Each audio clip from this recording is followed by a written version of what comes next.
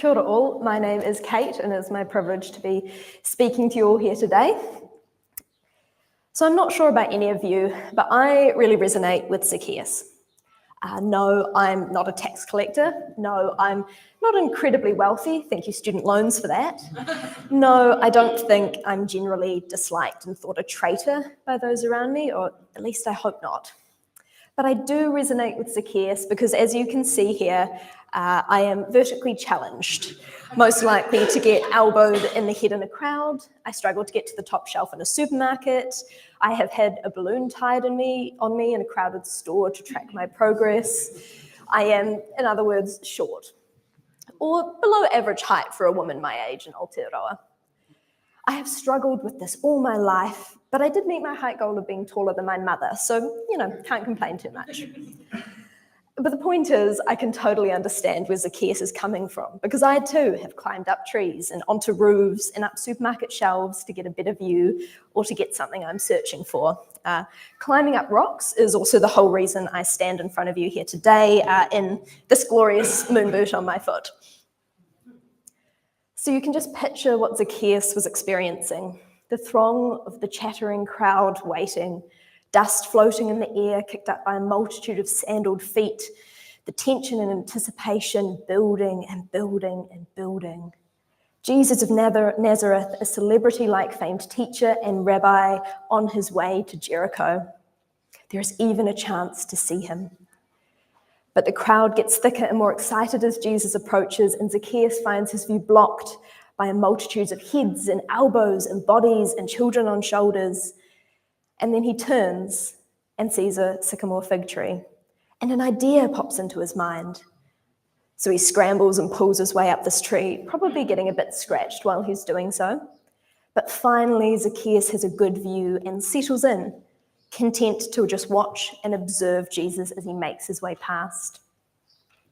But then Jesus stops. But then Jesus looks up at Zacchaeus, and then Jesus says, "Zacchaeus, come down immediately. I must stay at your house today." I want to take a moment here to pause and recenter ourselves on what is actually going on, because this story is probably one we have heard before, especially if you grew up in Sunday school. And the downside to that is the story beats can become familiar, and all too easily Zacchaeus, Jesus, and the crowd get slotted into nicely defined boxes.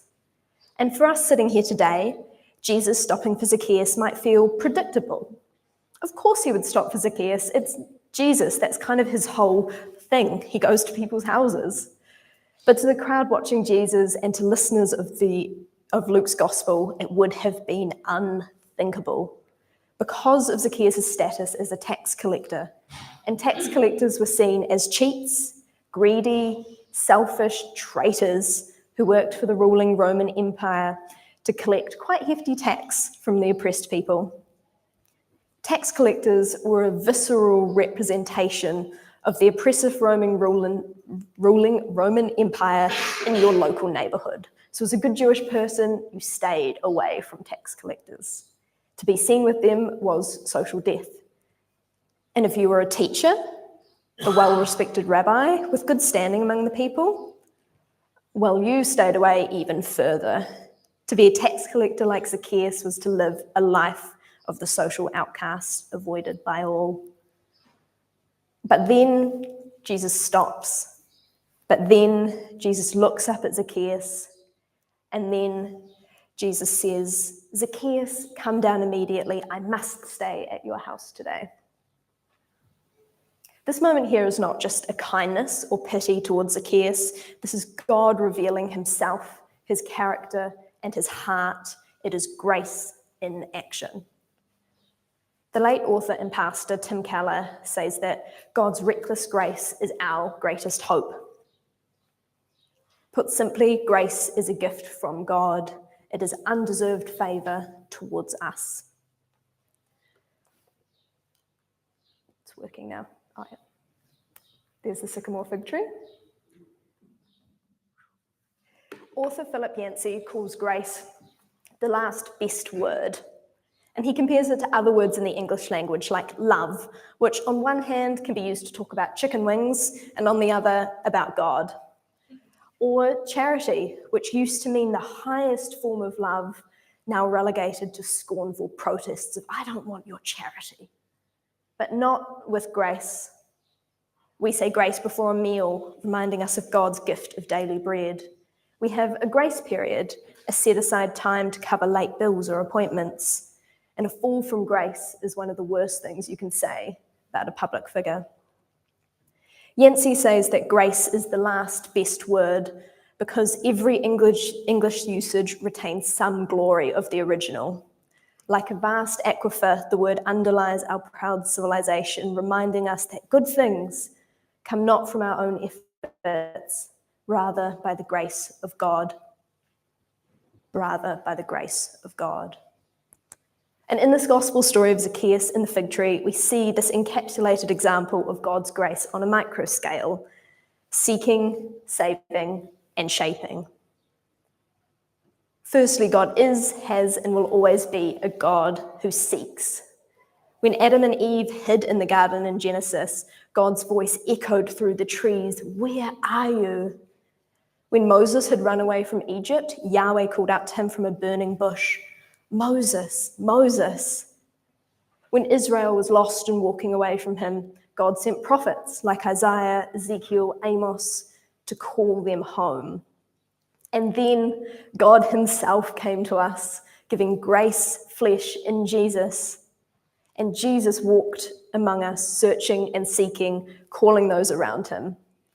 And Jesus walked up to that fig tree, and in the same voice that called, "Where are you?" in the Garden of Eden, called to Zacchaeus, "Come down, I must stay at your home." Whenever I think about God searching for us, C.S. Lewis's description of his conversion comes to mind.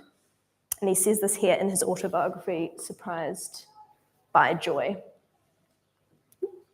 "You must picture me alone in that room in Magdalen, night after night, feeling, whenever my mind lifted, even for a second from my work, the steady, unrelenting approach of him who I so earnestly desired not to meet. That which I greatly feared had at last come upon me. I gave in and admitted that God was God and knelt and prayed. Perhaps that night, the most dejected and reluctant convert in all England." I absolutely love this quote, and to me it's such a lived example of Revelation 3:20. "Listen, I am standing at the door knocking.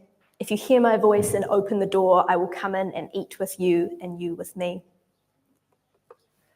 God's grace came searching for Zacchaeus when he was up the tree. God's grace reached out to C.S. Lewis, and God's grace seeks for every one of us too. Before we can do anything, and even when we don't want it, God seeks us. He stands outside the door and knocks, waiting to be let in. We can choose not to open the door. We can choose not to climb back down the tree, but God will still be there. And we see that in response to the seeking grace, Zacchaeus does come down the tree. In response to the grace, C.S. Lewis knelt and prayed. And God is desperately longing for the moment that in response to him, we open the door and invite him in.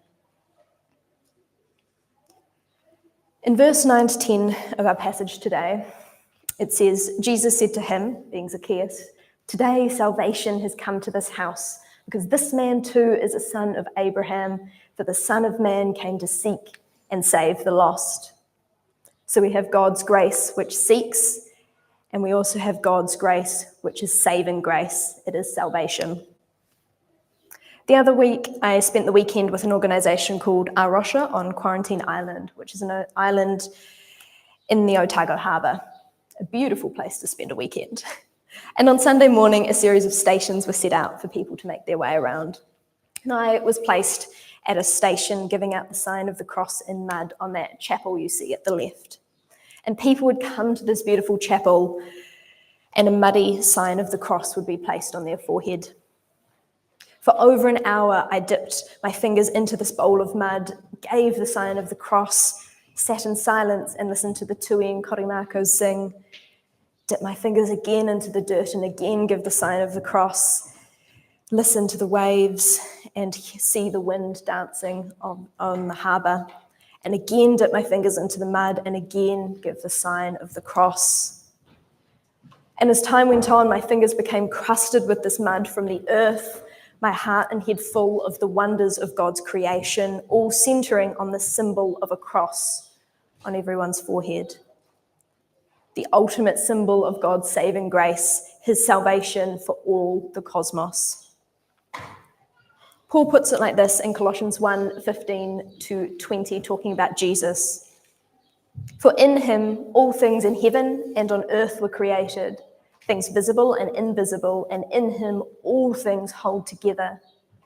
And through him God was pleased to reconcile to himself all things, whether in earth or in heaven, by making peace through the blood of his cross. And through Jesus, God was pleased to reconcile to himself all things, whether in earth or on heaven, by making peace through the blood of his cross. Salvation, which we see here, is another one of those big Christian words that can end up being simplified to what theologian and author Dallas Willard calls barcode faith. And barcode faith is this idea that the moment you believe or decide to follow Jesus, then something in that affects God like a barcode affects a scanner. God scans it, and then forgiveness floods from Jesus' account into yours, and your debts are paid, and you're now free from sin and marked for heaven. But what we see here in Colossians, what I saw on that hill in Quarantine Island, and what Zacchaeus experiences in our gospel reading today, is that salvation is not just transactional. Jesus is not just a broker between you and heaven. Salvation is a gift of God's grace for you and the cosmos, today, now, and forever. It is relational, it is present, and cosmic. It is John 3:16, for God so loved the cosmos, he gave his one and only Son.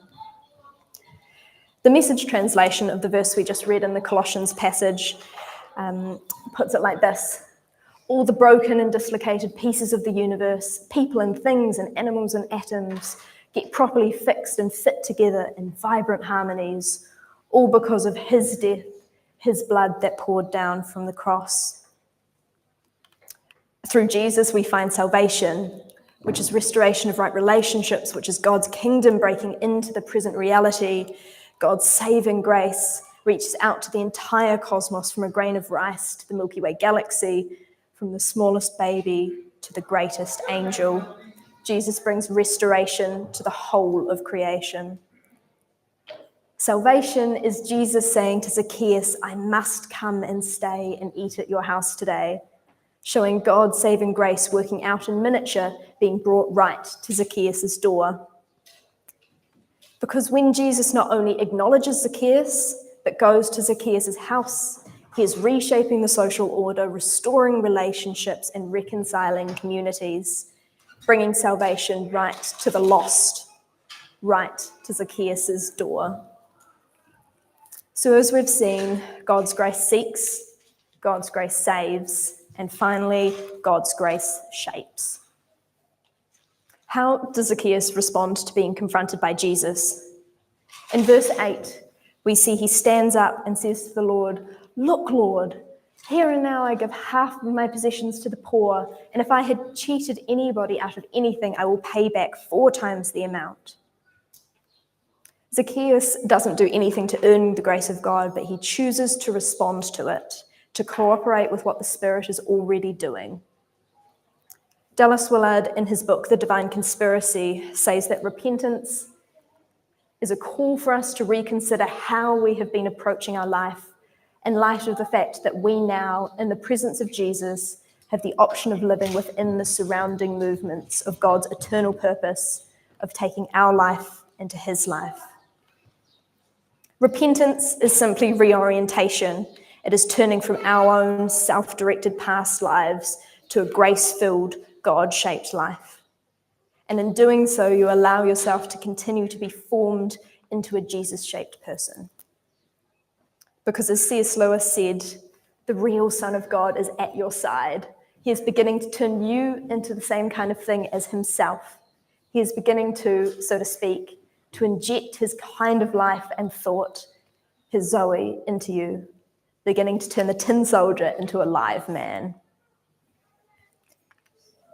But here is the crux of this. God is the one doing the shaping. When we try in our own strength, it doesn't turn out well, and we only have to look around us to see the potential hurt and destruction that causes. Instead, to accept the reality of God's grace is to live a life of constant repentance, a life of constant reorientation towards God, a constant rhythm of letting him shape us and mold us closer to who he is. And all we have to do is cooperate to climb down from the tree or open up the door to God. And this is what we see Zacchaeus doing. He let grace reorientate his life and he stepped into repentance. He cooperated with God's Spirit and committed to being a disciple and bringing the kingdom where he was, seeking right relationship with God, his money, and those around him. I really love the parallels between Revelation 3:20 and Zacchaeus' story. Listen, I'm standing at the door knocking. If you hear my voice and open the door, I will come in and eat with you and you with me. And you compare that to Zacchaeus. I must stay at your house today. So Zacchaeus came down at once and welcomed him gladly. Or in the version Campbell read out, it was welcomed him with great delight. It is the cosmic story of grace reflected in miniature everyday life as Jesus enters Zacchaeus' home and stays with him and eats with him. This idea of letting grace seek, save, and shape us is something that has been playing on my mind personally a bit lately. I am a naturally independent person, and I value my independence, my strength, and my ability to do exciting things outside. And recently, this has kind of come to a head. See again, the moon boot currently on my foot. I have found myself unable to be fully independent. I can't walk very fast, I can't drive anywhere, and I can't do any of the exciting outdoor activities that I love coming into summer. Instead, I've found myself having to rely on those around me. And it's actually been a bit of a wake-up call about how I can put my sense of worth in my ability to do things and be of use and help people. But into this moment, God has shown up. And into this, the true beauty and nature of his grace is overwhelming. When I can't do any of the things I usually value, when I can't rely on my own strength, God's grace is there seeking, saving, and shaping me through the people around me. And it's seeking, saving, and shaping me and the entire cosmos for the glory of his kingdom, now and forevermore. The same Jesus who stopped under the fig tree stops and calls for each and every one of us. I must come and stay with you today. The question is, will you come down from that fig tree or open up that door to God? Will you let the grace that seeks you and saves you shape you into many Jesuses working for the kingdom here and now? Revelation 3:20. Listen, I am standing at the door knocking. If you hear my voice and open the door, I will come in and eat with you and you with me. Praise be to God.